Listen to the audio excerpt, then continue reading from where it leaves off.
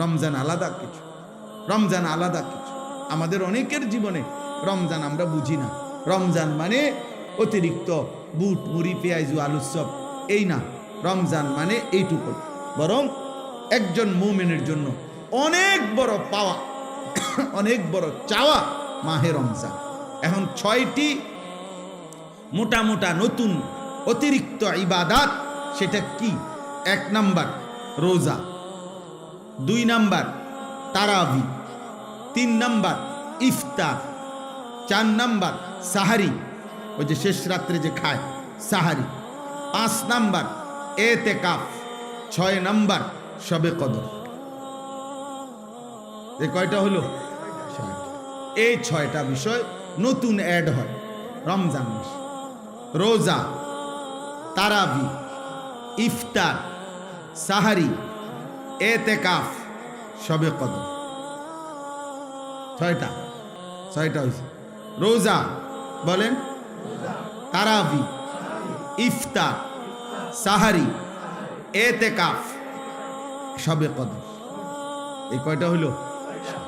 6। 1 number হলো রোজা। রমজানকে উপলক্ষ করে মহান আল্লাহ পাক রব্বুল আলামিন আমাদের জন্য 1 মাস রোজা ফরজ করেছেন। ফামান শাহিদা মিনকুমুশ শাহরা ফালিয়াসুমহু। আল্লাহ তাআলা বলেন, প্রত্যেক ইমানদার, তোমাদেরকে বলছি, প্রাপ্তবয়স্ক, আকেল, বিবেকবান, পাগল মস্তিষ্ক বিকৃতি নয়, এবং ইমানদার মুসলমান, বিবেকবান, প্রাপ্তবয়স্ক, তোমাদের প্রত্যেকের উপরে, পুরুষ বা নারী, যারাই রমজান মাস পাবে তাদের জন্য এই মাসের রোজা রাখা ফরজ। এই মাসের রোজা রাখা কি ফরজ। কেউ যদি প্রচণ্ড অসুস্থ হয়, কেউ যদি লম্বা পথের মুসাফির হয়, কেউ যদি অতিশয় বৃদ্ধ হয়, ইত্যাদি বিভিন্ন পরিস্থিতিতে আলাদা আলাদা হুকুম, মাসিক ঋতুস্রাব হয়, বাচ্চা জন্মগ্রহণ করে, এরপরে পেটে বাচ্চা আছে, গর্ভবতী নারী, অথবা বাচ্চাকে দুধ পান করা, ইত্যাদি ইত্যাদি আলাদা আলাদা যেদি যা আছে সেটা ওলামায়ে কেরাম থেকে জেনে নেওয়া দায়িত্ব, যে আমার এই সমস্ত প্রতিকূল ভিন্ন কোনো পরিস্থিতিতে রোজার হুকুম কি, তো সেটা উনি জেনে নেবেন। ওগুলোর জন্য আলাদা আলাদা কোরআন এবং সুন্নাহর মধ্যে ওলামায়ে কেরামের নিকটে বিস্তারিত মাসআলা বর্ণনা আছে। তাহলে মূল বিষয় হলো, প্রত্যেক প্রাপ্তবয়স্ক মুসলমান বিবেকবানের উপরে রমজান মাস এসে পৌঁছলে, মানে হায়াত পাইলে, রোজা রাখা কি? কথা বলেন না, ফরজ। ফরজ এটা। আল্লাহ নবী সাল্লাল্লাহু আলাইহি ওয়াসাল্লাম বলেছেন, এই রোজা যে ব্যক্তি রমজান মাসে পুরা 1 মাস আল্লাহ তাআলার এই রোজার বিধান, আল্লাহর প্রতি ঈমান রেখে আল্লাহর নিকট নেকি অর্জনের আশায় রোজা রাখবে, নবী সাল্লাল্লাহু আলাইহি সাল্লাম ওয়াদা দিয়েছেন, আল্লাহ তাআলা তার পেছনের জিন্দেগীর সব গুনাহ মাফ করে দিবেন। মান সামা রমাদানা ঈমানান ওয়া ইহতিসাবা গুফিরা লাহু মা তাকাদ্দামা মিন যামবি। যে ব্যক্তি ঈমান রেখে সওয়াবের আশা করে রমজান মাসে রোজা রাখলো, তার পিছনের গুনাহ মাফ হয়ে গেল। আল্লাহ নবী সাল্লাল্লাহু আলাইহি ওয়াসাল্লাম বলেছেন, আল্লাহ তাআলা নবীজিকে শুনাইছেন যে, বন্ধু, বান্দার সব আমল সে নিজের নেকি অর্জনের জন্য করে, কিন্তু রোজা শুধুই আমি আল্লাহর মহব্বতে রাখে। আমি নিজে ওয়াদা দিলাম, প্রত্যেক রোজার বিনিময় আমি আল্লাহ নিজে তাকে দেব। তাহলে অনেক ফজিলত, অনেক ফজিলত। সবচেয়ে বড় লাভ হলো, আল্লাহ তাআলা বলেন, 1 মাসের রোজার বরকতে লাআল্লাকুম তাত্তাকুন, আমি আল্লাহ আমার প্রতিটা ঈমানদার বান্দাকে মুত্তাকি বানিয়ে দেব, গুনাহমুক্ত এক জীবন তার জীবনে আমি গড়ে দেব, বিনিময়ে সে জান্নাতি হয়ে যাবে। তাহলে সংক্ষেপে বললাম, 1 নাম্বার হলো রোজা। এজন্য দোস্ত, নওজোয়ান, ঠাট্টা করে, মস্কারি করে, খামখেয়ালি করে, বয়স্ক বাবা, মাঝ বয়সী ভাই, রিক্সা চালায়, অটো চালায়, দোকানদারি করে, মাটি কাটে, অথবা গার্মেন্টস মিল ফ্যাক্টরিতে কাজ করে, অথবা বন্ধু বান্ধবদের আড্ডায় পড়ে, এমন অনেক আছে শুধু খামখেয়ালি করে। উনি আগের থেকে বুঝছে আমি পারতাম না, এই সমস্ত কথা বলে রোজা রমজান সে পালন করে না। সে এই গোপনে চুরি করে, চালাকি করে, কৌশল করে খাইয়া ফেলে। হ্যাঁ আমার ভাই, আপনি আপনার বিবির কাছে হয়তো বললেন আমি পারতাম না, তা আপনার বিবি কাছে আচ্ছা থাক খাইয়ালান, আপনারে গ্রামবাসী কিছু বলতে পারলো না, কেউ দেখলো না, কেউ শুনলো না, কিন্তু যিনি আপনার আমার হিসাব নিবেন সেই মহান আল্লাহ পাক রব্বুল আলামিন, তার থেকে আপনি জবাব দিবেন কিভাবে? আপনার ভিতরের যোগ্যতা, শারীরিক সক্ষমতা আল্লাহ জানে না? কথা বলে না কেন? আল্লাহ জানে না? তো আল্লাহ তাআলা কোরআনুল কারীমের মধ্যে বলছে রমজানের রোজার বিধান দিতে গিয়ে ইউরিদুল্লাহু বিকুমুল ইউসরা ওয়ালা ইউরিদু বিকুমুল উসরা। আল্লাহ বলে বান্দা বিশ্বাস করো, আমি তোমাদের উপরে মোটেই কঠিন করতে চাই নাই, বরং আমি আল্লাহ চেয়েছি তোমাদের জন্য সহজ করতে। কি করতে বলেন? অতএব রোজা, রমজানের রোজা কোনো যুক্তিতেই কঠিন হইতে পারে না, কঠিন হইতে পারে না, বরং কারো কোনো দুর্বলতা, অক্ষমতা, অসুস্থতা, যেই কোনো রকমের সমস্যার কারণে মাসআলার ভিন্নতা কোরআন সুন্নাহর মধ্যে আছে, ওনার দায়িত্ব সেটা জেনে নেওয়া। কিন্তু ইচ্ছা করে রমজান মাসে আবদার জানাইতে হয় যে দোকানপাট, হোটেল, রেস্তোরাঁ খুলবেন না। হায় মুসলমান, এতটুকু নির্লজ্জ একজন মুসলমান কেমনে হয়? আপনার কাছে এইটা আবদার জানাইতে হবে কেন? আপনি একজন মুসলমান না? এদ্দুর বিবেক, এদ্দুর আকল একজন মুসলমানের এতটুকু হবে না? এটা কথা হলো? এটা কথা হলো? এই জন্য আমাদের প্রত্যেকটা ছেলে দোস্ত, তোমাদের কাছে অনুরোধ, প্রত্যেকেই নিয়ত করেন যে ইনশাআল্লাহ আমরা রমজানের পুরা 1 মাস রোজা রাখবো ইনশাআল্লাহ। বলেন ইনশাআল্লাহ। ছেলেরা বলো ভাই ইনশাআল্লাহ। অনেক বরকত। সবচেয়ে বড় কথা হলো যুবকদের জন্য রোজার একটা বড় ফায়দা কি? রাসূলুল্লাহ সাল্লাল্লাহু আলাইহি সাল্লাম স্পষ্ট বলছেন, ফাইন্নাহু লাহু বিজাউন, কোন ব্যক্তির যৌন চাহিদা নিয়ন্ত্রণ করার ক্ষেত্রে, নারীর প্রতি আকর্ষণ, নারীর প্রতি চাহিদা, জিনা ব্যভিচারের আগ্রহ, অসৎ চরিত্রহীন লম্পট্য, নিজের নফসের চাহিদাকে, হারাম চাহিদাকে দমন করার জন্য, নিয়ন্ত্রণ করার জন্য রাসূলুল্লাহ সাল্লাল্লাহু আলাইহি ওয়াসাল্লাম বলেছেন রোজা একটি কার্যকর মাধ্যম। এই জন্য কোনো যুবক যদি সারা বছর নিয়ম মাফিক কিছু রোজা রাখতে থাকে, আল্লাহ চাহে তো তার চারিত্রিক সৌন্দর্য খুব দ্রুত ফুটে ওঠে। প্রতি সোমবার রোজা রাইখা দেখো, প্রতি বৃহস্পতিবার রোজা রাইখা দেখো, প্রত্যেক আরবি মাসে 3 দিন 13, 14, 15 রোজা রাইখা দেখো, এক কম বেশি, তাহলে আল্লাহ রসুলের ওয়াদা যে রোজা একটি ঔষধ যার দ্বারা যৌবনের চাহিদা, যৌন চাহিদা নিয়ন্ত্রণ হবে। আর রাসূলুল্লাহ সাল্লাল্লাহু আলাইহি সাল্লামের কথা মিথ্যা হইতে পারে না, নবীজির কথা কি হইতে পারে না? মিথ্যা হইতে পারে না। এই জন্য যুবক ছেলেদের জন্য এটা ভীষণ জরুরি। তুমি চালাকি করে, ওরা পৃথিবীর কেউ বলতে পারে নাই, কেউ তোমারে সাহস করে নাই, তোমারে জিজ্ঞাসা করছে তোমার বাবা মা রোজা রাখতি না? রাখতাম না। আর কি কিল্লে রাখতাম না কইছে? আপনার এত কথার দরকার কি? না, কারোই কোনো দরকার নাই, তোমারই দরকার তোমার আল্লাহর কাছে হিসাব দেওয়া। তোমার মতো মাতবর, এর চাইতে বড় মাতবর পৃথিবীর থেকে হারায় গেছে। আজরাইল তোমার আমার চাইতেও বড় ক্ষমতাধরদেরকে এই দুনিয়া থেকে ধাক্কা দিয়া কবরস্থানে ফেলায় গেছে। অতএব মাতবরির কিছু নেই, অহংকারীর কিচ্ছু নেই, অহংকারীর কিচ্ছু নেই। কালকে পত্রিকা আসছে, খবরে দেখলাম যে ওই ভোট কেন্দ্রে দাঁড়ায় আছে, ভোট কেন্দ্রে দাঁড়ানো অবস্থায় একজনের মৃত্যু হয়েছে। তাইলে এক চিরন্তন বাস্তবতা, এক চিরন্তন সত্য এটা। অতএব রোজা আমাদের কোনোভাবেই রমজানের রোজা একজনের রোজা না, বরং একজন আরেকজনকে রোজা রাখতে আমরা উৎসাহিত করব ইনশাআল্লাহ। রাসূলুল্লাহ সাল্লাল্লাহু আলাইহি ওয়াসাল্লাম বলেন আসসিয়ামু জুন্নাতুন, রোজা হচ্ছে গুনাহ থেকে বাঁচার ঢাল স্বরূপ ঢাল। তরবারির সাথে যেরকম ঢাল থাকে, যা দ্বারা শত্রুর তরবারির আক্রমণ থেকে বাঁচানো হয়, নিজেকে রক্ষা করে, রোজা মানুষকে নবীজি বলছে যাবতীয় গুনাহ থেকে বাঁচার ক্ষেত্রে ঢাল স্বরূপ। আল্লাহ তাআলা তৌফিক দান করেন। আসেন দ্বিতীয় নাম্বার, তারাবি। দ্বিতীয় নাম্বার কি? তারাবি। 5 ওয়াক্ত নামাজ রমজান মাসেও ফরজ, আর এখনো কথা বলে না। 5 ওয়াক্ত নামাজ সারা বছরই মুমিনের জন্য কি ফরজ। একটা কথা ছেলের আব্বা, তুমি খাও দাও ফুর্তি করো যাই করো কোনো অসুবিধা নাই, মনে রাখো, বাকি এতটুকু মনে রাখো, তোমার ভোটার আইডি কার্ড আর জন্ম নিবন্ধন সনদের হিসাবে না, বরং আল্লাহ রাসূল সাল্লাল্লাহু আলাইহি ওয়াসাল্লাম বলেছেন 5 ওয়াক্ত নামাজ যার জীবনে নাই, আল্লাহর নবী বলছে তার জীবনের মধ্যে ঈমানও নাই ইসলামও নাই।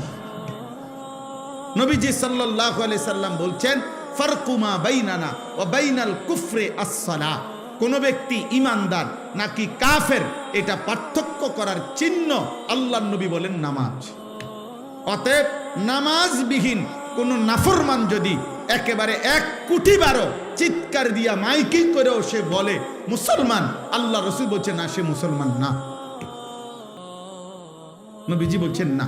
তো ঠিক এবারে তোমার ভোটার আইডি কার্ড লইয়া তুমি কবরস্থানে যাইও, তোমার ভোটার আইডি কার্ড নিয়া তুমি হাসরের ময়দানে দাঁড়াই, দুনিয়ায় তো ভোগ করো, আহামরি তো আর কিচ্ছু না, কেউই তো আর অতিরিক্ত কোন নাফরমান কোন পাপী তো আর বাঘের গোস্ত খায় না, আর সিংহের গোস্ত খায় না, ফার্মের মুরগায় খায়, কক মুরগায় খায়, তাহলে দুনিয়া কিছুই ভোগ করে না, কিচ্ছু না, কিচ্ছু না, শুধু শুধু নিজের জীবনটা নষ্ট করে।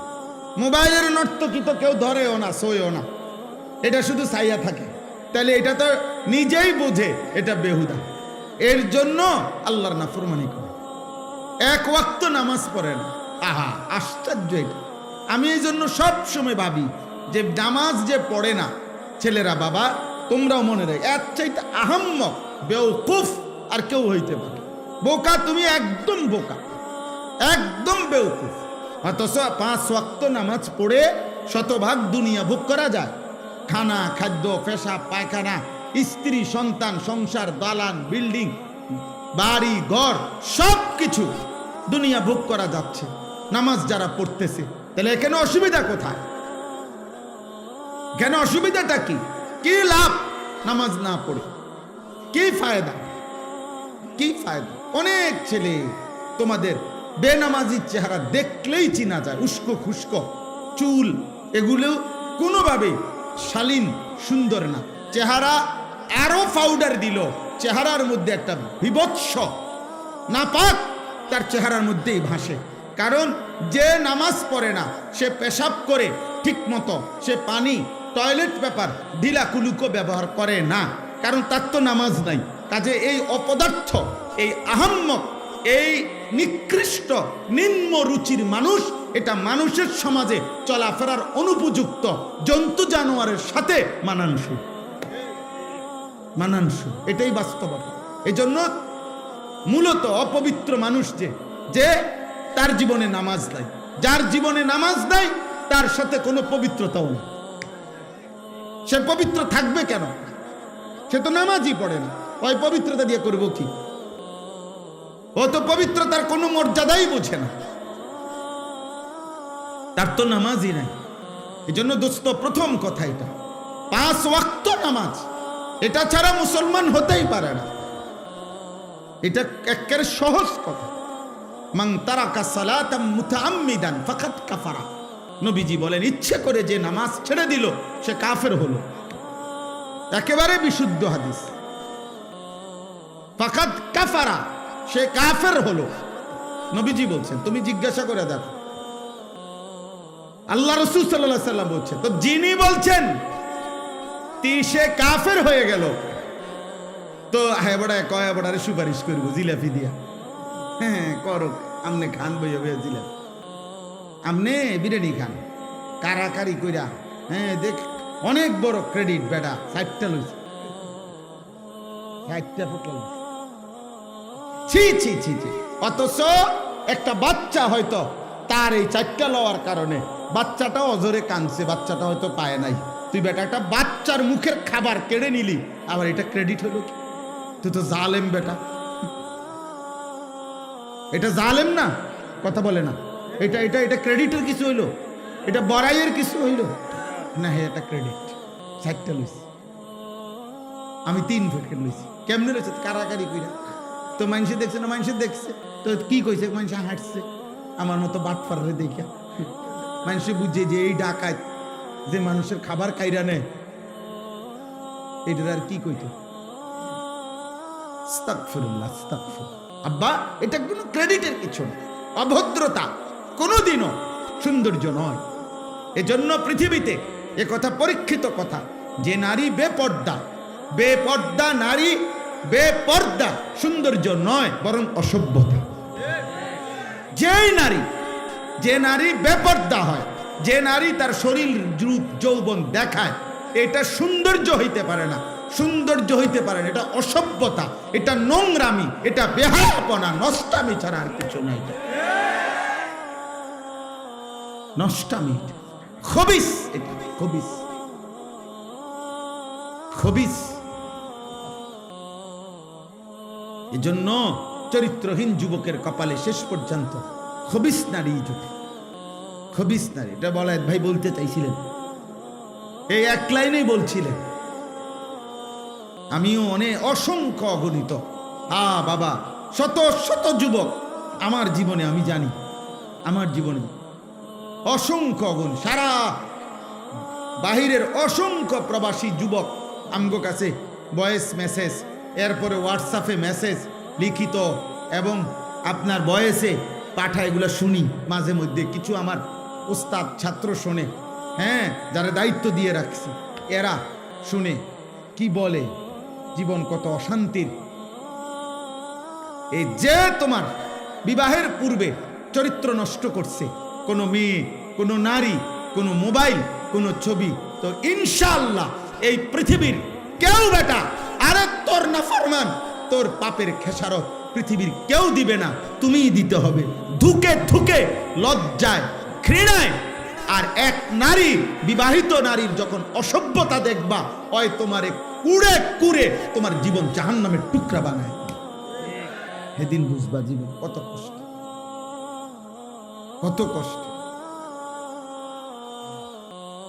হ্যাঁ, কালকে আজকেও এক ছেলেবেলায় ভাই মোবাইলে বারবার কল দিতেছে বিদেশ থেকে, হুজুর আমি 1 মিনিট কথা বলতে চাই আপনার সাথে। আমি বলছি না ভাই, তুমি তোমার কথা এটা ভয়েস পাঠাও। পরে এটা শুনলাম, এই কি বলে, দেশের হোক আর বিদেশের হোক, দোস্ত গুনাহ কাউকে ইজ্জত দেয়, গুনাহ কাউকে ইজ্জত দেয়, গুনাহ মানুষকে ঘৃণা তৈরি করে।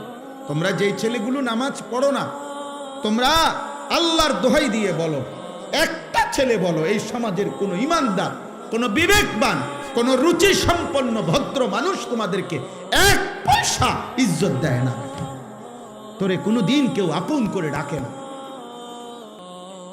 হ্যাঁ, তুমি চলো একজন নামাজি ব্যক্তির দিকে, একজন যুবক, হ্যাঁ, স্কুলে পড়ে, এসএসসি, ইন্টারমিডিয়েট, ক্লাস 8-এ পড়ে, কিন্তু চেহারায় যার নামাজের চিহ্ন আছে, চেহারা সুরতে যার মধ্যে চরিত্রবানের নমুনা আছে, তারে পুরা স্কুল, পুরা মহল্লাবাসী তাকে আদর করে, তাকে ভালোবাসে, মানুষ তাকে চিনে, যে ছেলেটা দেখতেই ভালো মনে হয়, ছেলেটাকে দেখতেই নামাজি মনে হয়। এই জন্য নামাজ এটা মুমিনের স্বাভাবিক ডিউটি। একজন মুসলমান সে নামাজ ছাড়া থাকে কিভাবে? একজন মুসলমান সে নামাজ ছাড়া মুসলমান হয় কেন? একজন মুসলমান সে নামাজ ছাড়া মুসলিম পরিচয় দেয় কেন? বেটা, আফসোস বেটা। এই জন্য 5 ওয়াক্ত নামাজ এখন থেকে শুরু করো, আজকের থেকে। তাইলে দেখা যাবে রমজান পর্যন্ত আল্লাহ তাআলা হায়াত দিলে রমজানের অতিরিক্ত নামাজ 20 রাকাত তারাবি আল্লাহ তাআলা দান করছেন। বান্দা, আমি তোমার 20 রাকাত ফরজ ওয়াজিব প্রতিদিন নামাজ একজন মুসলমানের উপরে তারাবি, মানে 5 ওয়াক্ত নামাজের মধ্যে ফরজ এবং ওয়াজিব মিলে ঠিক বরাবর 20 রাকাত আল্লাহ তাআলা রাসূলুল্লাহ সাল্লাল্লাহু আলাইহি সাল্লামের মাধ্যমে সাহাবায়ে কেরামের আমলে আমরা বিশুদ্ধ দলিল প্রমাণ সনদের আলোকে একথা প্রমাণিত, 1450 বছরের আমল এটা প্রমাণিত যে এই 20 রাকাত তারাবি, তাইলে 20 রাকাত ফরজ ওয়াজিব নামাজ আর 20 রাকাত তারাবি। কেমনে আমি আগে বলি। 1 নাম্বার হলো ফজরের নামাজের ফরজ 2 রাকাত। কয় রাকাত? জোহরের ফরজ কয় রাকাত? 6 রাকাত। আসরের ফরজ কয় রাকাত? কয় রাকাত? 10। মাগরিবের ফরজ কয় রাকাত? 13 রাকাত। এশার ফরজ কয় রাকাত? কত হইল? 17। বিতিরের ওয়াজিব নামাজ কয় রাকাত? কত হইল? হইল নি 20। একবারে বরাবর 20 রাকাত। আর হাদিসের মধ্যে আছে ফরজ এবং ওয়াজিব এই 2 নামাজে যদি কারো কোনো ঘাটতি হয়, কমতি হয়, এই সুন্নত এবং নফল দ্বারা সেই ঘাটতি আল্লাহ পূরণ করে দেয়। এজন্য আজকের সারাদিনে বান্দা যেই 20 রাকাত 5 ওয়াক্ত নামাজের মাধ্যমে ফরজ ওয়াজিব আদায় করেছে, এই 20 রাকাত ফরজ এবং ওয়াজিবের মধ্যে যে ঘাটতি কমতি হয়েছে, যেই ঘাটতি, তো আল্লাহ তাআলা রাত্রিবেলা 20 রাকাত তারাবির মাধ্যমে রমজানে তা পূরণ করে। এজন্য রমজানের গুনাহ, রমজানের কমতি, রমজানের ঘাটতি আরেক মাসে নেয় না। এই মাসের ভেজাল সাইরা বান্দাকে আল্লাহ এই মাসেই মুত্তাকি বানাইয়া জান্নাতি বানায়। যে এই মাসের ঘাটতি সামনের মাসে পুরামু না, না এই মাসে, এই ডেলিটা ডেলি হিসাব ক্লিয়ার। এই জন্য 20 রাকাত তারাবি। কয় রাকাত তারাবি? সবাই বলেন কয় রাকাত? হ্যাঁ, 20 রাকাত তারাবি। 20 রাকাত 1450 বছর ধরে হযরতে ওমর রাদিয়াল্লাহু তাআলা আনহুর জামানায় একেবারে মসজিদে নববীতে প্রকাশ্যে ওমরের উপস্থিতিতে সাহাবায়ে কেরাম 20 রাকাত তারাবি পড়তেন। হযরত উবাই ইবনে কাব সাইয়্যিদুল কুররা, সমস্ত সাহাবাদের মধ্যে যিনি আল্লাহর কোরআন সবচেয়ে সুন্দর পড়তেন, উবাই ইবনে কাব, উনি 20 রাকাত তারাবি হযরত ওমরের জামানা থেকে তিনি তারাবি পড়াইতেন মসজিদে নববীতে। সাহাবায়ে কেরাম 20 রাকাত তারাবি পড়তেন। 1450 বছর ধরে উম্মতের সংখ্যাগরিষ্ঠ উলামায়ে কেরাম 20 রাকাতই তারাবি সারা পৃথিবীতে পড়ে থাকেন। অতএব 20 রাকাতই তারাবি। এর চাইতে কম, এর চাইতে বেশি যিনি বলে, আপনার দায়িত্ব হলো উনার থেকে দলিল বুঝে নেওয়া, আমার দায়িত্ব না। আমি মসজিদে আজকেও বলছি, কেউ যদি বলে হুজুর অমুক হুজুরে আপনার কি ভুল বলছিনি, তা আমার প্রশ্ন হলো আপনি উনি ভুল বলছিনি, এটা আমারে জিগাবেন কেন? আমি ভুল বলছি কিনা এটা না আমার থেকে বুঝেন। কথা বুঝেন নাই? আপনারে উনারে আপনার হুজুর মনে হইলো, তা আমি কি বাস স্টেশনে টিয়া উঠাই নাকি? তো আমি কি মূলা বেচে আইছি নাকি? তো তাইলে আমি বুঝবো না কেন? আমারে আপনার হুজুর মনে হইল না কেন? এই জন্য এটা কোনো কথা না, বরং 1450 বছরের ওলামায়ে কেরাম সংখ্যাগরিষ্ঠ ওলামাদের এটাই কথা যে তারাবি কয় রাকাত? 20 রাকাত। অতএব প্রিয় ভাই, ছেলেরা, বাবা, তোমাদের কাছেও বলি, আব্বা, প্রতিদিন সারাদিন রোজা রাখবা, 5 ওয়াক্ত নামাজ পড়ো এবং রাত্রিবেলা ইহতিমামের সাথে 20 রাকাত তারাবি আদায় করো। আল্লাহ তৌফিক দান করে। রাসূলুল্লাহ সাল্লাল্লাহু আলাইহি সাল্লাম বলেন, ওমান কামা রমাদানা ঈমানান ওয়া ইহতিসাবা গুফিরা লাহু মা তাকাদ্দামা মিন যামবি। রমজান মাসের রাতে যে ব্যক্তি তারাবি পড়লো আল্লাহর প্রতি ঈমান রেখে, সওয়াবের আশায়, আল্লাহ এই তারাবির বরকতেও তার পিছনের সব গুনাহ মাফ করে দিবেন। এজন্য তারাবি অনেক গুরুত্বপূর্ণ, অনেক গুরুত্বপূর্ণ, অনেক গুরুত্বপূর্ণ। তারাবির নামাজের সাথে সাথে আল্লাহর কোরআন 1 খতম কমপক্ষে তারাবির নামাজে পড়া, শোনা, এটা গুরুত্বপূর্ণ একটি সুন্নাত। এজন্য যুগ যুগ ধরে আল্লাহর কোরআনের তিলাওয়াত, খতম আউলিয়ায়ে কেরাম, বুজুর্গানে দ্বীন, সাহাবা পরবর্তী জামানা থেকে উম্মতের উলামারা তারাবির নামাজের এই 20 রাকাতে ধারাবাহিক আল্লাহর কোরআনের খতম শুনতে থাকেন। আমাদেরও উচিত এদিকে যত্নবান হওয়া। আল্লাহ আমাদেরকে তৌফিক দান করে। 3 নাম্বার ইফতার। ইফতার যেটা সারাদিন রোজা রেখে রোজা যখন ভাঙ্গে ওই টাইমটাকেই বলা হয় ইফতার। ইফতার একটি সুন্নাত আমল। রাসূলুল্লাহ সাল্লাল্লাহু আলাইহি ওয়াসাল্লাম বলেন, আমার উম্মত ততক্ষণ পর্যন্ত কল্যাণের উপরে থাকবে যতক্ষণ তারা জলদি জলদি ইফতার করবে। এজন্য ইফতারের সময় তাড়াতাড়ি ইফতার করা, মানে টাইম হলে দেরি না করা, এটা সুন্নাত। আর ইফতারের আগ মুহূর্তে দোয়ায় লেগে থাকা, এটা একটা গুরুত্বপূর্ণ সুন্নাত আমল, এবং এই সময়ের দোয়া আল্লাহ তাআলা কবুল করে। এই জন্য মা বোনদের উচিত, আমাদের সমাজের সবচেয়ে বেশি গাফলতি হইল মহিলাদেরকে ইফতারের পূর্বের এই দোয়ার সুযোগ দেওয়া হয় না। হয় মহিলা নিজে সুযোগটা নেয় না, অথবা পুরুষরা তাকে দিতে চায় না। মানে ইফতারের আজান দিয়া ফেলছে, মহিলা তখনও হয় পেঁয়াজু, নয় আলুর চপ, নয় বেগুনি, নয় একটা না একটা কিছু ভাজতেই থাকে। আহারে মা বোন, তো তোমার কি আখেরাত নাই? তোমার জীবন বুঝি এই পুরা রমজানটাও বুঝি এই আলুর চপে আর বেগুনিতেই চলে গেল? হ্যাঁ, এইভাবে শুধু পেঁয়াজুতে চলে গেল, এটা তো ঠিক না। বরং ঘরের নারী পুরুষ, স্ত্রী কন্যা, ছেলে মেয়ে প্রত্যেকের উচিত ইফতারের 10 মিনিট আগে, 20 মিনিট আগে সমস্ত ব্যস্ততা ছেড়ে দিয়ে তাদের প্রত্যেকের উচিত এই সময়টা মনোযোগ দিয়ে দোয়ায় লেগে থাকা। মহিলারও দোয়া দরকার, পুরুষেরও দোয়া দরকার। আপনাদের কাছে পুরুষ যারা স্বামী, যাদের স্ত্রী আছে, যাদের কন্যা আছে, যাদের বোন আছে, মা আছে, আপনারা তাদেরকে গুরুত্ব দিয়ে অনুরোধ করবেন যে এই টাইমটা যেন তারা দোয়া করে ইফতারের আগে। মা বাচ্চাগুলোকে নিয়ে দোয়া করুক, স্বামী তার স্ত্রী এবং সন্তানদেরকে নিয়ে দোয়া করেন, স্ত্রী তার বাচ্চাগুলোকে নিয়ে দোয়া করেন। এইভাবে ঘরওয়ালারা নিজেরা দোয়ার অভ্যস্ত হন। আল্লাহ তাআলা বান্দার দোয়া ইফতারের পূর্ব মুহূর্তে কবুল করে। 4 নাম্বার, সাহারি, মানে শেষ রাত্রিতে খাবার খাওয়া। রাসূলুল্লাহ সাল্লাল্লাহু আলাইহি সাল্লাম বলেন, ইহুদিরাও রোজা রাখে, আমরা মুসলমানরাও রোজা রাখি, কিন্তু পার্থক্য হলো ইহুদিরা সাহারি খায় না আর আমরা সাহারি খাই। এজন্য সাহারি এটা ঈমান এবং কুফরের একটা চিহ্ন।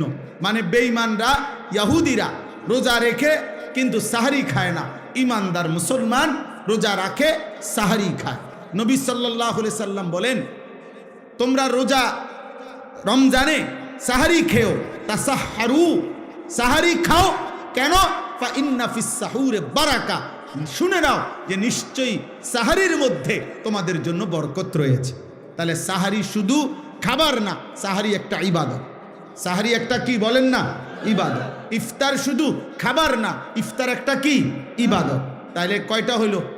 4টা, রোজা, তারাবি, ইফতার, সাহারি। আর 5 নাম্বার হলো এতেকাফ।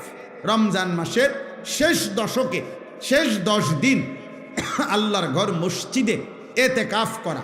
আল্লাহর নবী সাল্লাল্লাহু আলাইহি ওয়াসাল্লাম মদিনার মধ্যে মোট 10 বছর ছিলেন, 10ম বৎসর ইন্তেকাল করছেন। এই জন্য পুরা বছর হিসাবে 9 বছর, আর 10 নাম্বার বছর ইন্তেকাল করেছেন। এই জন্য নবী সাল্লাল্লাহু আলাইহি সাল্লাম মদিনার 9 বৎসরে কোনো বছর রমজানের শেষ দশকে মৃত্যু পর্যন্ত তিনি এতেকাফ ছাড়েন নাই। আল্লাহর নবী সাল্লাল্লাহু আলাইহি সাল্লাম প্রত্যেক বছর রমজানের শেষ 10 দিন এতেকাফ করতেন।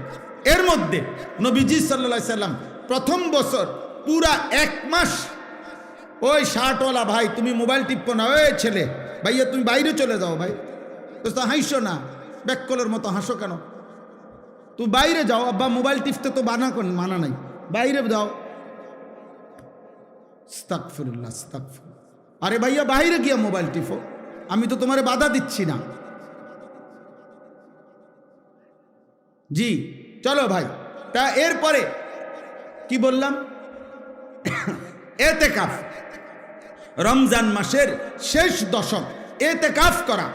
রাসূলুল্লাহ সাল্লাল্লাহু আলাইহি সাল্লাম প্রথম বছর এতেকাফ করেছেন পুরা 1 মাস, পুরা রমজান। আর ইন্তেকাল করেছেন যেই বছর, ওই বছর এতেকাফ করেছেন 20 দিন। তাহলে কখনোই তিনি এতেকাফ ছাড়ে নাই, আর বরঞ্চ 1 বছর এতেকাফ করছে পুরা 1 মাস, আর শেষ বছর এতেকাফ করছে 20 দিন। তাহলে ছেড়ে দিছে কোন বছর? কোনো বছর ছাড়েন নাই কখনো তিনি। এবং আল্লাহর নবী সাল্লাল্লাহু আলাইহি সাল্লামের স্ত্রী আম্মা জান আয়েশা রাদিয়াল্লাহু তাআলা আনহা বলেন, যে আল্লাহ নবী মৃত্যু পর্যন্ত এতেকাফ করেছেন এবং নবীজির পরে নবীজির সকল বিবিগণ উনারাও মৃত্যু পর্যন্ত নবীর স্ত্রীগণও এতেকাফ করেছে। এতেকাফ নবীর বিবিগণও ছাড়েন নাই। তাহলে যেটা এত গুরুত্বপূর্ণ, আমাদের সমাজে এই ব্যাপারে প্রচন্ড পরিমাণ গাফলতি। নবীজি সাল্লাল্লাহু আলাইহি সাল্লামের ভালোবাসার দাবিদার অভাব নাই, কিন্তু আল্লাহর নবী কোনোদিন মৃত্যু পর্যন্ত এতেকাফ ছাড়ে নাই। আপনি আমি কোনোদিন করি নাই, তাহলে নবীর সামনে দাঁড়াইবেন কেমনে? তিনি যদি বলে উম্মত আমি কোনোদিন ছাড়লাম না, তুমি কোনোদিন করলা না, তো তুমি আমার লগে মহব্বতের কেমনে মিলল? এই জন্য একজন ইমানদার 2013 সালে আমার শায়েখ আল্লামা মুফতি মুশতাকুন নবী কাসেমি হুজুর আমারে বলছিলেন এই কথাইটা 13 সালে, আজ থেকে প্রায় কত 13 বছর আগে। তখন হুজুর আমারে বলছিলেন, মাওলানা নবী কখনো এতেকাফ ছাড়ে নাই, আপনি কখনো এতেকাফ তখন বলছিল করেন নাই, কেমনে বলবেন? নবীজির সামনে কি জবাব দিবেন? সেই দিন থেকে আলহামদুলিল্লাহ আমি গত বছর পর্যন্ত আর কোনো দিন আমার এতেকাফ ছোটে নাই, এবং এবছরও আল্লাহ হায়াত দিলে পূর্ণ নিয়ত আছে। আমরা গত বছরও আমাদের শায়েখ আল্লামা মুফতি মুশতাকুন নবী কাসেমি হুজুরের মাদ্রাসার মসজিদে, 5 তলা মসজিদে প্রায় 1150 লোক এক মসজিদে একসাথে এতেকাফ করছে। 1150 উপরে হবে। হ্যাঁ, সারা বাংলাদেশ থেকে আল্লাহর বান্দারা প্রতি বছর একসাথে আমাদের সাথীরা আসে এতেকাফ করার জন্য। এই বছর ইনশাল্লাহ এমন হবে আশা করি, আল্লাহ চাহে। তো ভাই বলতেছিলাম যে এতেকাফ একটি গুরুত্বপূর্ণ আমল। যুবক ভাই তোমরাও চেষ্টা করলে রমজানের শেষ 10 দিন আল্লাহর ঘরে এতেকাফে বসতে পারো। নিজ নিজ মহল্লার মসজিদে এতেকাফ করবা, নামাজ পড়বা, জিকির করবা, তিলাওয়াত করবা, মসজিদে 10টা দিন আল্লাহর ঘরে কাটাইবা। দেখবা কলিজার মধ্যে নূর আসবে, আখিরাতের মহব্বত আসবে, আল্লাহর ইবাদত করার প্রতি নতুন প্রেরণা জাগবে।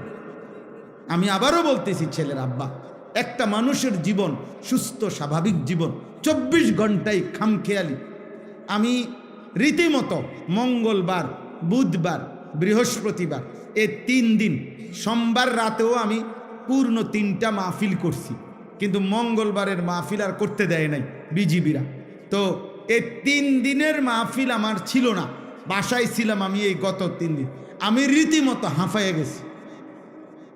মানে আমার কাছে মনে হয়েছে যেন এটা একটা আসমান জমিন বোঝা আমার উপরে। হায় হায়, আজ 3 দিন আমার কোনো কাজ নাই, আমার এটা মাথাতে ধরে না, আমার এটা বুঝেই ধরে নাই।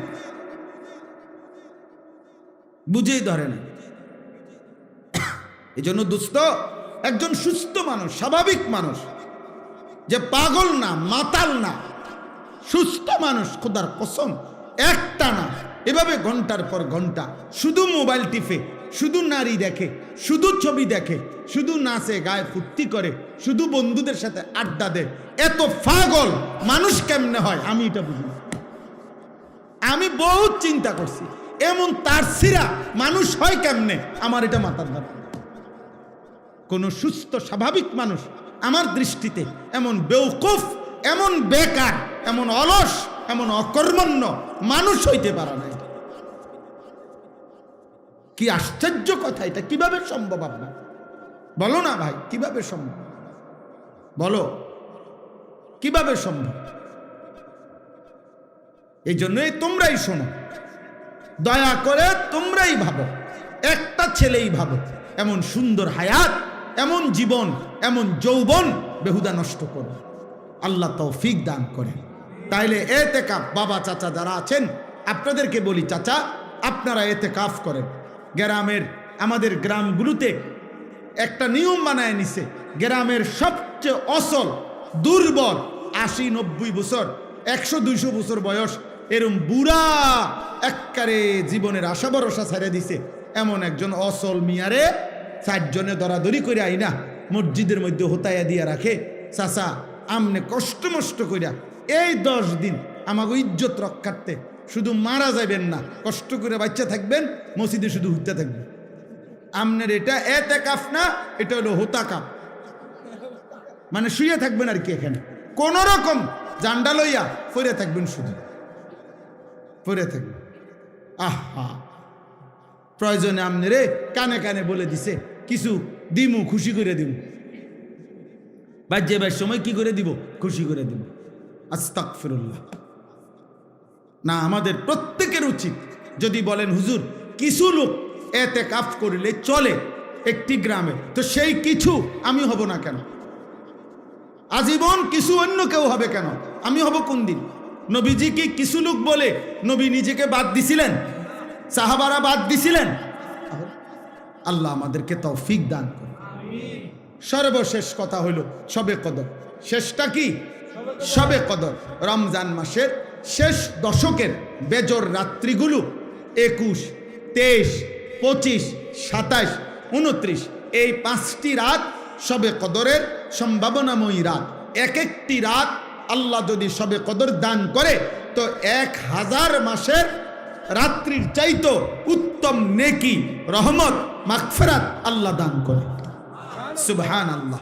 এই জন্য যার আখিরাত দরকার, যার জাহান্নাম থেকে মুক্তি দরকার, তার উচিত রমজান মাসের এই শেষ দশকের বেজর 5টি রাত ইবাদত, আমল, দোয়া, নফল ইবাদত, কান্নাকাটির মধ্যে লিপ্ত থাকা, যেন আল্লাহ তাআলা আমাদের আপনাদের সকলের গুনাহ মাফ করে আল্লাহ যেন আমাকে জান্নাতি বানায় দেয়। এই শেষ কথা, এগুলোর বিস্তারিত ব্যাখ্যা ওলামায়ে কেরাম থেকে আরো জেনে নিবেন। তাহলে রমজান আমাদের সামনে 6টা জিনিস আমাদের সামনে। 1 রোজা, বলেন, তারাবি, ইফতার, সাহারি, ইতিকাফ, এরপরে শবে কদর। আল্লাহ তাআলা আমাদেরকে তৌফিক দান করে। একজন মুসলমান হিসাবে রমজানকে কদর করে প্রত্যেকের উচিত। রমজান মানে ভিন্ন কিছু। আমার শেষ কথা এটাই, রমজান মানে ইমানদারের জন্য ভিন্ন কিছু, আলাদা কিছু, অনেক কিছু। যুগ যুগ ধরে বুজুর্গানে দিন, আল্লাহর প্রিয় বান্দাগণ রমজান মাসে নিজেদের ইবাদত আমল অতিরিক্ত করতেন। আমার শায়েখ সেই 2013 সাল থেকে শায়েখের কাছ থেকে শেখা এই সবক, আলহামদুলিল্লাহ, আল্লামা মুফতি মুশতাকুন নবী কাসেমি হুজুর সব সময় বলে, মৌলানা রমজান মাস ভিন্ন কিছু।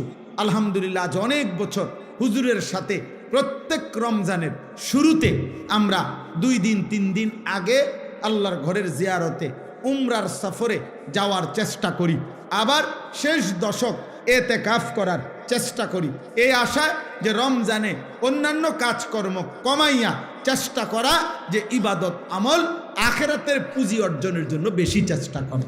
আলহামদুলিল্লাহ, এই নিয়তে কালকে আমি, রবিবার দিন আমার ফ্লাইট, কালকে হলো শনিবার, রবিবার দিন দুপুর 3:50 ইনশাআল্লাহ আমার শায়েখ আল্লামা মুফতি মুশতাকুন নবী কাসেমি হজরতের সাথে আমরা প্রায় 101 জন মোট একসাথে এক কাফেলা উমরায় যাব ইনশাআল্লাহ। আমরাও আপনাদের জন্য দোয়া করব, আপনারাও আমার জন্য দোয়া করবেন। এই কালঘরা দারুস সুন্নাহ এই মাদ্রাসা সর্বপ্রথম যেই বছর ক্ষেতের মধ্যে মাহফিল হয়, আমি সেই বছর থেকে আসছি। আলহামদুলিল্লাহ, প্রতি বছর কম বেশি আসা হয়। আজকেও আল্লাহ তাআলা আনাইছেন। ছেলেরা আমার, বাবারা আমার, সবার কাছে কথা, এই আমার শেষ কথা, যে এই চোখ একজন মোমেন হিসাবে, মুসলমান হিসাবে, এই চোখ আল্লাহ যাকে দান করছেন তার উচিত এই নিয়ত করা দিল থেকে যে আল্লাহ আপনার ঘর কালো গিলাফ আমাকে দেখতে দিয়েন, মদিনার সবুজ গম্বুজ রসুলের রওজা আমারে দেখতে দিয়ে। আমি সব সময় বলি, যেই চোখ আল্লাহর ঘর দেখে নাই, যেই চোখ মদিনার সবুজ গম্বুজ রসুলের রওজা দেখে নাই, ওই চোখ যেন কিছুই দেখেন, আসলেই দেখেন। ওই চোখ দেখার মজাই পায় নাই জীবনে, যে সে দেখলই কি, দেখলই কি নিয়া। চাচা মিয়া 3 ফুট বিদেশ পাঠাইছে, এবারে 3টা ছেলে, উনি জমি কিনছে আজ 60 বছর। আহা, চাচার কোনোদিন কলজাটার ভিতরে মালিকের ঘরের কথাও মনে পড়ে না। এই জীবনটা শুধু হিসাব, হুজুর বিদেশ বিদেশ, জমি, বিল্ডিং। দোয়া করবেন, ফুলাগার আকামার মধ্যে ঝামেলা, মাইয়াগার বিয়ের মধ্যে সমস্যা, কদ্দু জাগা লইন না, বা বিল্ডিং, এই সব কথা। অথচ আল্লাহর ঘর দেখবেন কোন দিন? আল্লাহর ঘর দেখবেন কোন দিন? মালিকের ঘরে যাবেন কোন দিন? আল্লাহ আমাদের প্রত্যেকের কলিজায় রাসূলুল্লাহ সাল্লাল্লাহু আলাইহি সাল্লামের রওজা, আল্লাহর ঘরের ভালোবাসা দান করেন। ছেলেরা তোমরাও স্বপ্ন দেখো, তোমরাও স্বপ্ন দেখো। আরে আব্বা, স্বপ্ন দেখলে, আল্লাহ মহব্বত থাকলে আল্লাহ একদিন তৌফিক দিয়েই দেবে। আল্লাহ আমাদেরকে তৌফিক দান করে। আমার প্রিয় ভাই, আজকে যারা আমার সাথে আসছেন, কোম্পানিগঞ্জের ব্যবসায়ী আমার ভাই নুরুল আলম ভাই, যিনি প্রথম 5,000 টাকা দিয়েছিলেন, উনি এবছর হজ্জে যাবে আলহামদুলিল্লাহ, উনি আজকে আসছেন। আমার এই সেলিম ভাই কোম্পানিগঞ্জ বাজারের ব্যবসায়ী, উনি এবার হজে যাবেন। আমার প্রিয় হাফেজ এরশাদ ভাই, সে এবার হজে যাবে। এইভাবে আজকে এমনি আশ্চর্য আসলে এটা, আমার সাথে ওনারা 3 জন আসছেন, 3 জনই হজে যাবেন। আমিও উমরায় যাব। আমাদের বেলায়েত ভাই তো প্রতি বছরই হজ্জে যান। তাইলে আমরা আলহামদুলিল্লাহ এই মাদ্রাসায় মাশাআল্লাহ মাশাআল্লাহ উমরায়ও যাবেন। তাইলে আজকে একটা বরকতময় পরিবেশ। আমি নিজেও ভাবছি যে গিয়া হয়তো অল্প একটু সময় 2-4 কথা বলে চলে আসব, কিন্তু মাশাআল্লাহ কম মানুষের ভিতরে আপনারা যে দান করেছেন, এটা আমার কাছে খুব ভালো লাগছে, খুব ভালো লাগছে। একটা সময় এই মাদ্রাসার শুরুর সেই ইতিহাস, অনেক করুণ ইতিহাস, অনেক ঝড় ঝাপটা, অনেক ধাক্কা, অনেক পেরেশানি, অনেক অস্থিরতা নিয়ে এই মাদ্রাসাটার শুরু। আলহামদুলিল্লাহ আজকে আপনাদের ভালোবাসা মাদ্রাসার প্রতি বাড়ছে, বলেন আলহামদুলিল্লাহ। বুঝাই যায়। আমি বেলায়েত ভাইরে বলছি যে চলেন একসাথে দুজনে ছেলেগুলারে পাগড়ি দেই। এরপরে বললাম দুজনে মিল্লা কালেকশানে করি, যেটা উনি বললেন। আমি তো ব্যক্তিগতভাবে এত লম্বা সময় থাকি না কোথাও, কিন্তু আজকে এটাই মাহফিল, বললাম তো এমনি আসলাম। তো আলহামদুলিল্লাহ আশা হইল আল্লাহ তাআলা আপনাদের সবাইকে বরকত দান করেন। যেই 10টা বাচ্চা হাফেজে কোরআন হিসাবে পাগড়ি দেওয়া হলো, আল্লাহ তাদেরকে জগৎ বাছা হাফেজ, আলেম, মুত্তাকি, আরেফ, রব্বানি বানায় দেন। মাদ্রাসার ওস্তাদ, মাদ্রাসার শিক্ষক, মাদ্রাসার এলাকাবাসী যারা যেভাবে সহযোগিতা করছেন, আল্লাহ তাদের সবাইকে কবুল করেন। নওজওয়ান ছেলে, কিশোর যুবক, তোমাদের কাছে অনুরোধ, জি তোমরা প্রত্যেকে, তোমাদের কাছে অনুরোধ, ছেলেরা তোমরা 1 নিজের জীবন নষ্ট করো না, 2 নিজেদেরকে এই শেষ জামানায় ওলামায়ে কেরাম মাদ্রাসার পরিবেশে সাথে মিলায় রাখো। একদিন নাইলে পথ হারাইয়া ফেলবা। একদিন সত্যি বললাম আব্বা, জীবন চলার পথে এমন জায়গায় গিয়া থামবা যেদিন আর অন্ধকার ছাড়া আর কিছুই দেখবা নারীও ধোকা, মোবাইলও ধোকা, বন্ধুরাও ধোকা। আমার সেই ছোটবেলার প্রাইমারি স্কুলের একটা ক্লাসমেটও আজ আমার সাথে কেউ নেই। আমার ছাত্র জীবনের কেউ আমার মাদ্রাসাতেও থাকে না, আমার সাথেও কেউ থাকে না। আমার সেই ছোটবেলার বন্ধুরা সব কে কোথায় আছে কে জানে, কে জানে।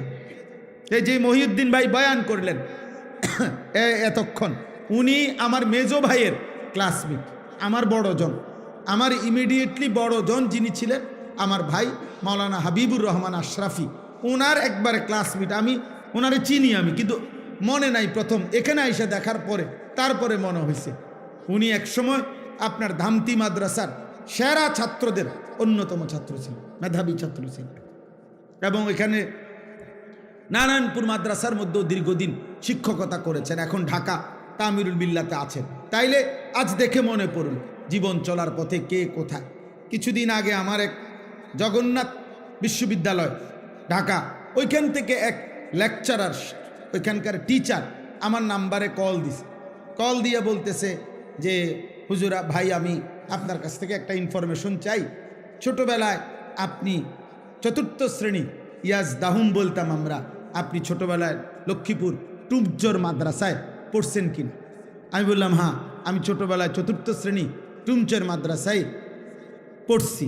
তো বলতেছে যে ওই সময় যে আপনার একজন ক্লাসমেট ছিল আহসানুল্লাহ নাম, শরীয়তপুর বাড়ি, আপনার কি তার কথা মনে আছে?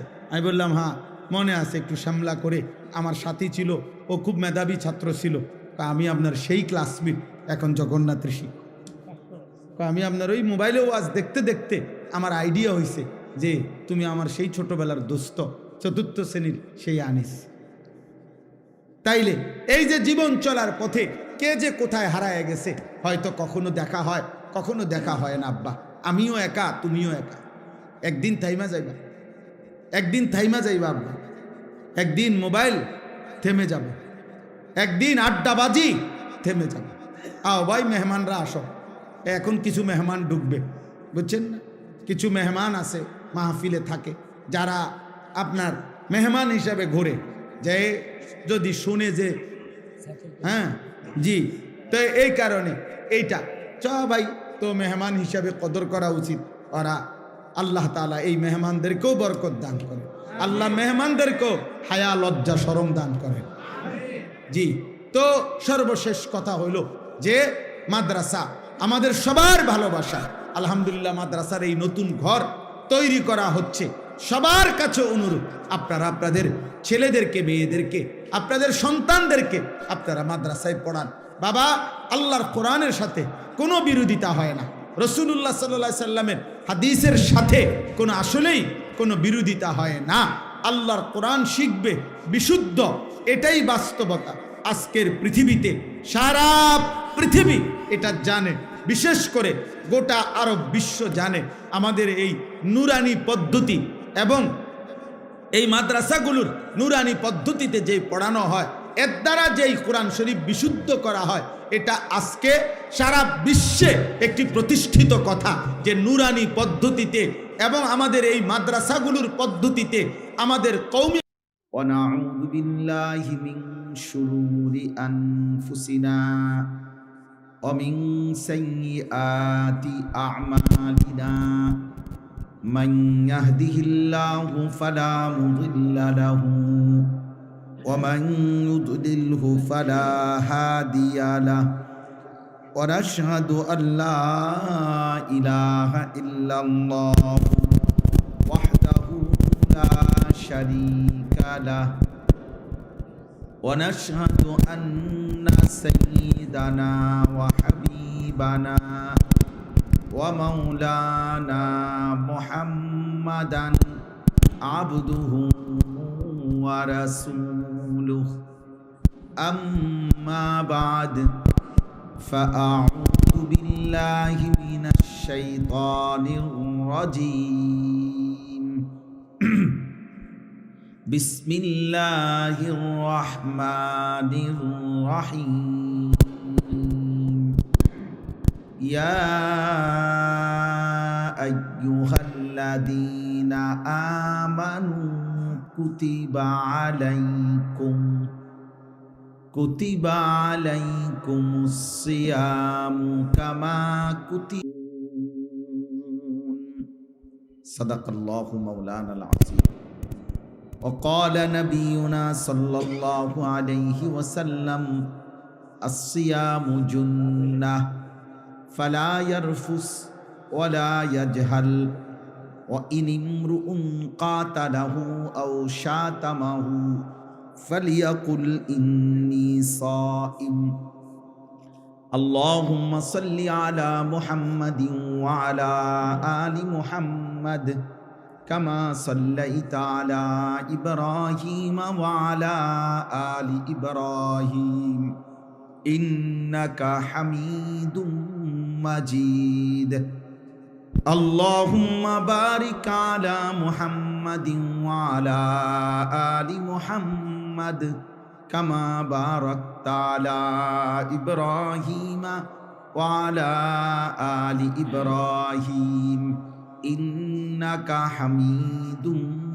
مجيد سبحانك لا علم لنا إلا ما علمتنا إنك أنت العليم الحكيم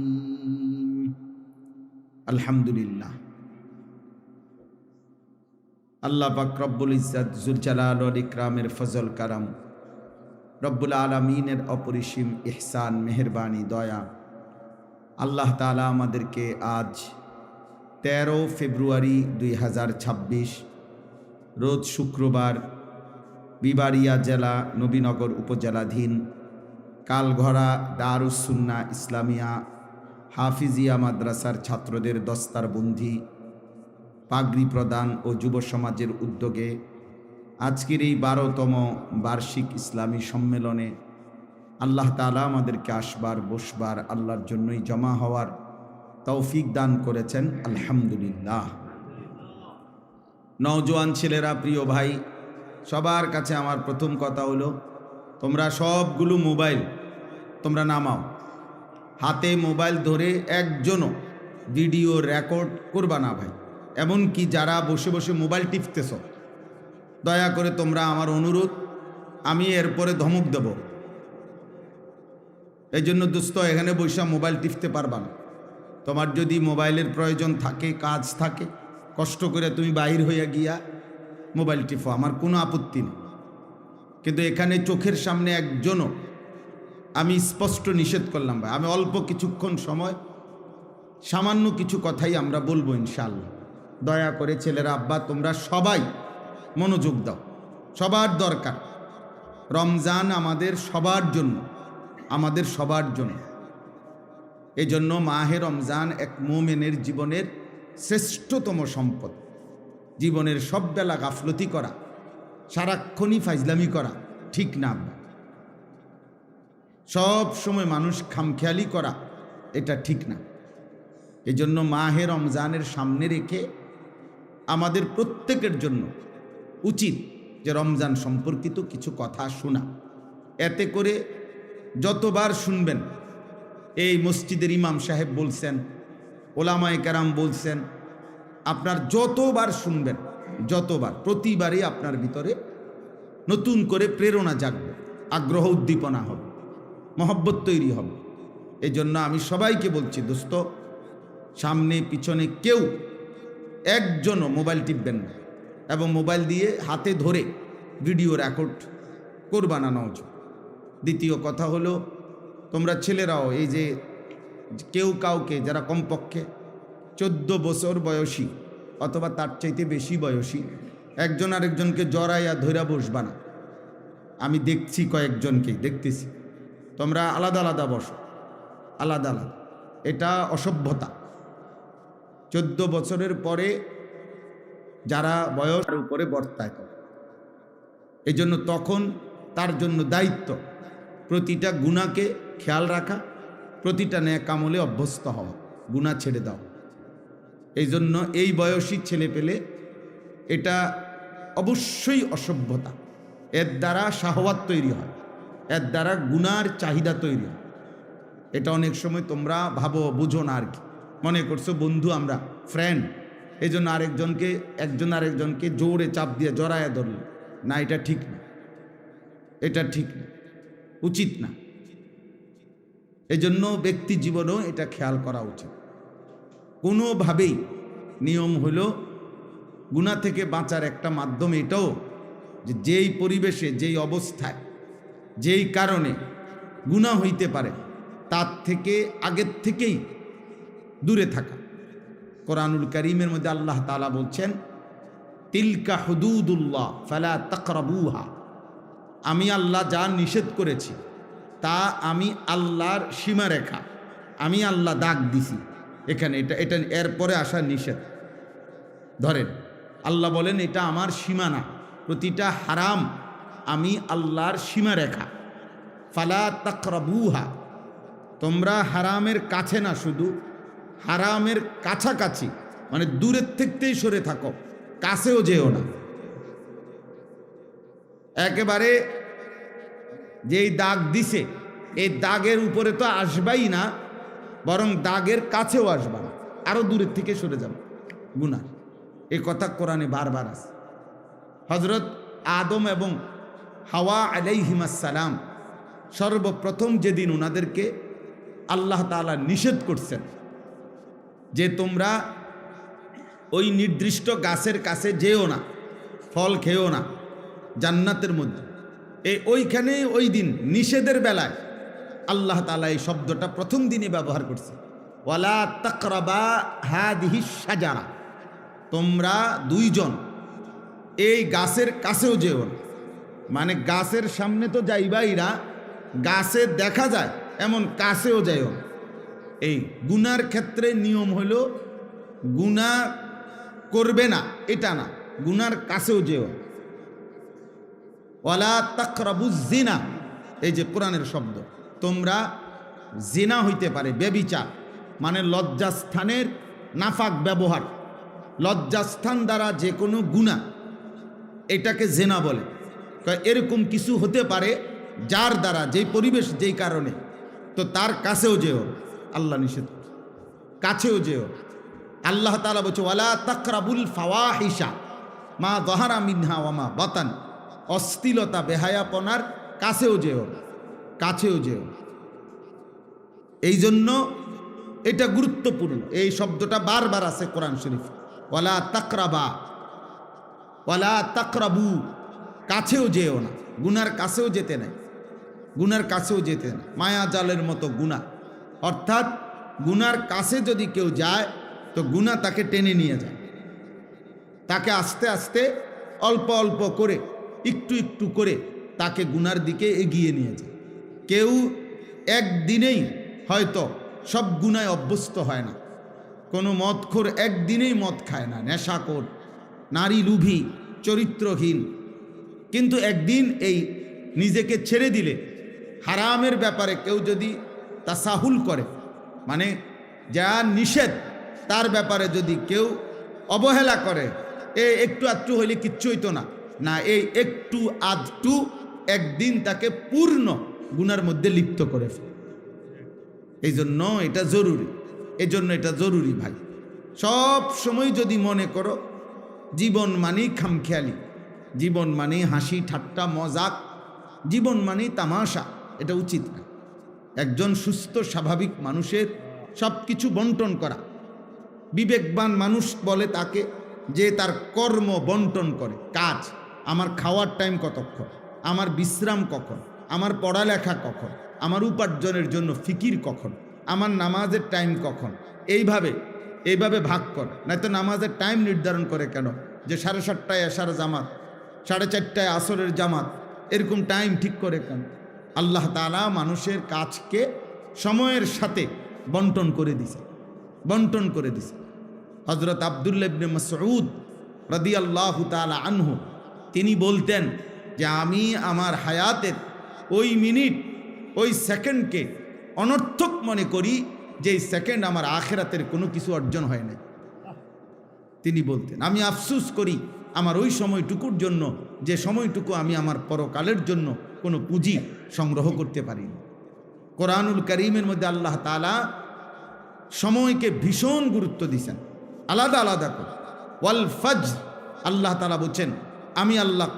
এই ছেলে, কি ব্যাপার দোস্ত, ফাজলামি করো নাকি? আরে কি মস্কারি করো না? বিষয়টা কি কোনো পাত্তা দিলা না নাকি? হে আবার ওর লগে রসিকতা করে। আরে তুমি কি আমারে দেখো নাই আর কোনোদিন?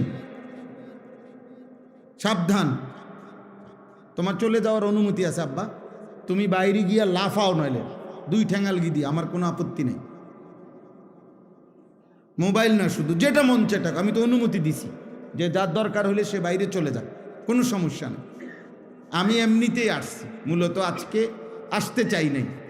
ফেরদাউস ভাইকে অনেকবার বলছি যে নির্বাচন পর দিন না আসলেই ভালো হয়, এ কথার উপরেই ছিলাম। জুমার আগেও, আর গতকালকেও, তার আগের দিনও জুমার নামাজে দাঁড়াইছি। আর আমি আজকে নামাজ যখন পড়াইতেছি জুমা, আমার কেন জানি নামাজের সময় কথাটা মনে হয়েছে যে ওনারা যে নিষেধ করতেছি, যদি উনি রাগ করে।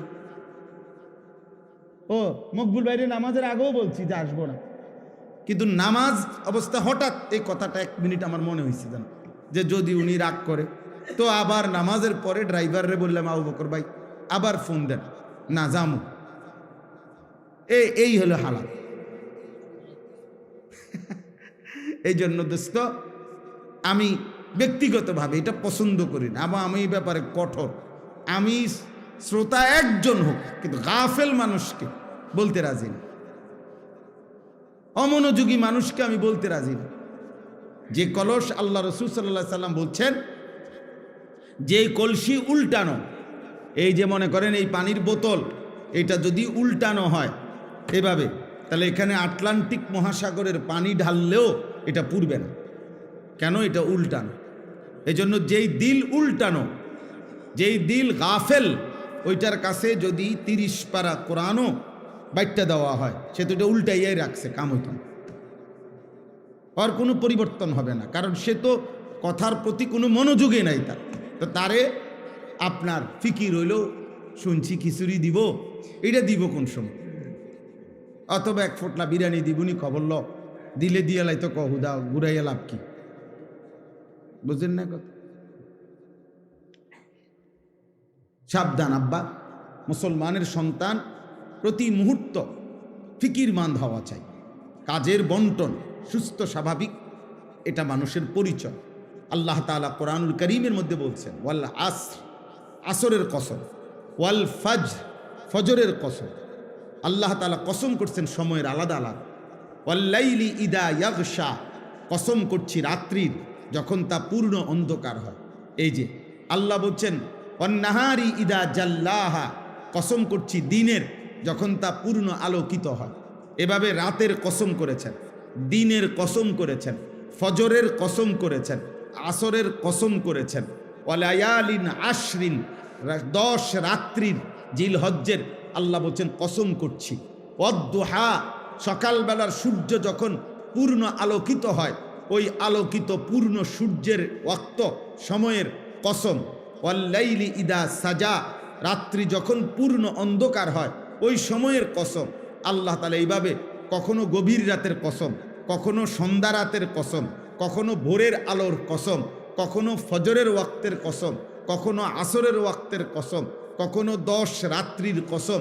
এভাবে আলাদা আলাদা সময়ের কসম করে আল্লাহ বলছে বান্দা সময় তোমার জীবনে প্রতি ঘন্টা মিনিট সেকেন্ড শতভাগ মূল্যবান, শতভাগ মূল্য। অ্যাম্বুলেন্সের পিছনে অনেক সময় লেখা থাকে, অনেক অ্যাম্বুলেন্সের পিছনে লেখা থাকে যেখানে প্রতিটি মুহূর্ত মূল্যবান। অর্থাৎ এই কারণে অ্যাম্বুলেন্স সর্বোচ্চ প্রায়োরিটি। রাস্তায় চলতে গেলে অ্যাম্বুলেন্সকে সর্বোচ্চ কি দেওয়া হয়, ছেড়ে দেওয়া হয়, যত জ্যাম হোক, যত ঝামেলা হোক, কারণ এখানে রুগীর প্রতি সেকেন্ড মূল্যবান। 1 সেকেন্ড দেরির কারণে রুগীটা মারা যাবে। এই জন্য যেখানে প্রতি মুহূর্ত মূল্য। আরবি কিতাব আছে, আরবি ভাষার প্রবাদ, আল ওয়াক্তু আনফাসুম লা তাউদু, সময় নিঃশ্বাসের মতো যার কখনো ফিরে আসে না।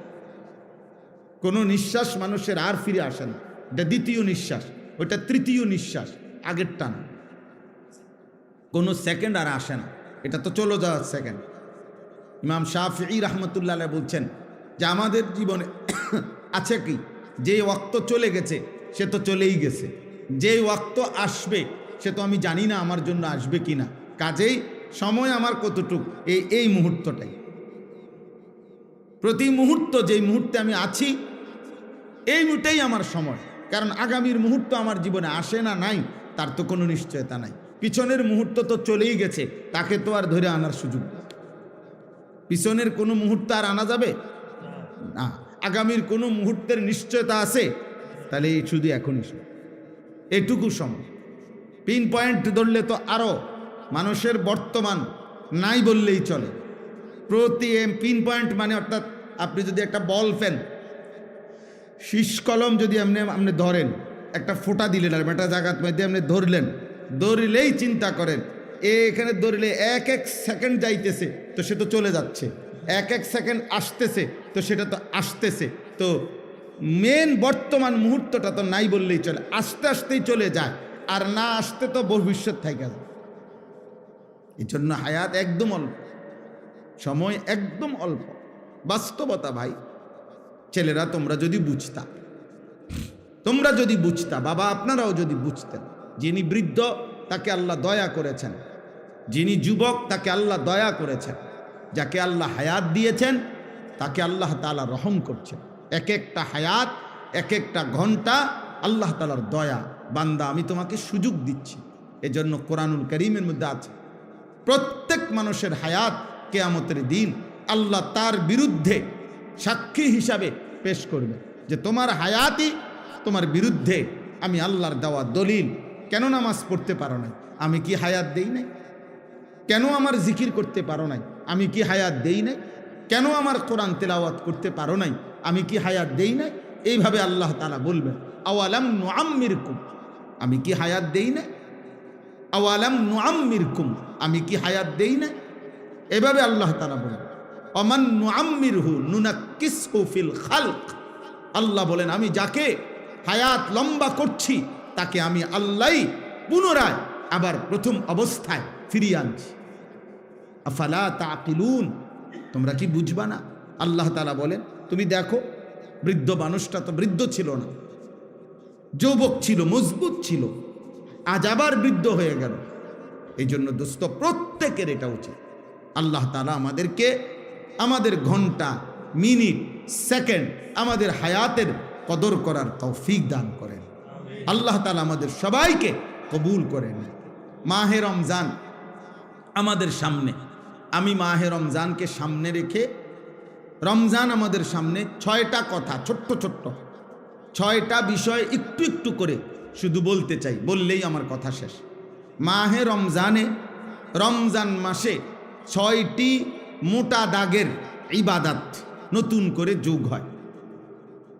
আগের সকল ইবাদত সেটা তো আছেই, আগের যত নিষেধাজ্ঞা, হারাম, গুনাহ এটা তো আছেই, নতুন করে 6টি গুরুত্বপূর্ণ ইবাদত রমজান মাসে যুক্ত হয়। একজন মুমিনের উচিত, আল্লাহ তাআলা যেহেতু আগের সমস্ত ইবাদত এর সাথে রমজানে আরও 6টি ইবাদত যুক্ত করেছেন নতুন করে, অতএব একজন মুমিনের উচিত এ কথা বুঝা যে রমজান মানেই ইবাদতের জন্য, রমজান মানেই আখিরাতের জন্য, রমজান মানেই নিজেকে গুনাহ থেকে মুক্ত করাবার জন্য, রমজান মানেই ভিন্ন কিছু, রমজান মানেই আলাদা কিছু, রমজান মানেই অনেক কিছু। এক ইমানদারের জন্য, যার আখিরাত দরকার, যার জাহান্নাম থেকে মুক্তি দরকার, যার মূলত জান্নাত দরকার, আর যার এগুলো দরকার নাই, তার কাছে রমজান আর গাইরে রমজান ভিন্ন। রমজান এবং অন্য সময় বরাবর। তার হলো পেশাব পায়খানা, তো এটা তো সব মাসে বরাবর। তার হলো বাদ্যুকা খাওন, তো তার তো এটা বরাবর। তার তো হইল যৌন চাহিদা পূরণ করা, লজ্জাস্থানের চাহিদা, এটা তো সারা মাসে সারা বছর বরাবর। তার জীবন তো হইল খাইছে, ঘুমাইছে, পেশাব পায়খানা করছে, যৌন চাহিদা পূরণ করছে, যখন যেভাবে, হালাল হোক আর হারাম হোক, হালাল নিজের স্ত্রী দেখা হোক আর মোবাইলের নর্তকী দেখা হোক, যেমনে হোক নিজের চাহিদা পূরণ হইলেই হয়েছে। এই যে জীবন, এইটা যাদের জীবন জন্তু জানোয়ারের মতো, তাদের জন্য রমজান কিছুই না, আলাদা কিছুই না।